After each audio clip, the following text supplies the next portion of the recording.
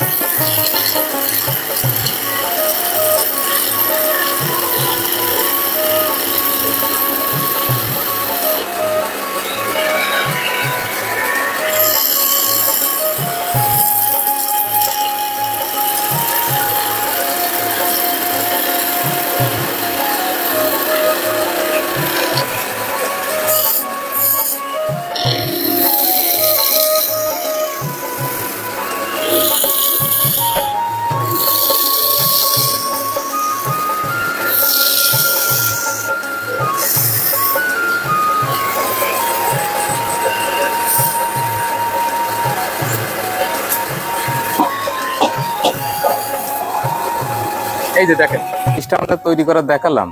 এই স্ট্যাম্পটা আমরা তৈরি করি, আমরা এমন জায়গায় তৈরি করি হয়তো অনেকে জানে না, কিন্তু আমার বাংলাদেশের সমস্ত নামি দামি স্টেডিয়ামে আমার স্ট্যাম্প দিয়ে এলো ক্রিকেট খেলা হয়। ওয়াও, এখানে দেখতে পাচ্ছি প্রচুর স্ট্যাম্প আছে। আপনারা তো লাখ লাখ লাখ লাখ তৈরি করা থাকে সবসময় স্ট্যাম্প, তাই না? হ্যাঁ লাখ লাখ তৈরি করা থাকে। টোটাল 64 জেলায় আমরা হলো সাপ্লাই দিই।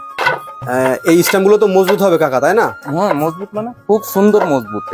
ও আচ্ছা, এখানে মেঘনি কাঠের এটা তৈরি করা হয়। মেঘনি কাঠের স্ট্যাম্প? মেঘনি কাঠের।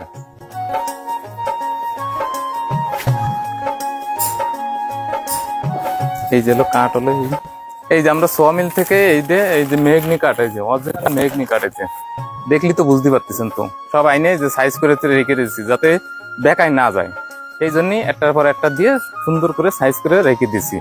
আরো আছে, ওই পাশেও আছে, ওই পাশে আরো মানে 2-3টা আছে। এইটা দিয়ে এলো স্ট্যাম্প বানানো হবে।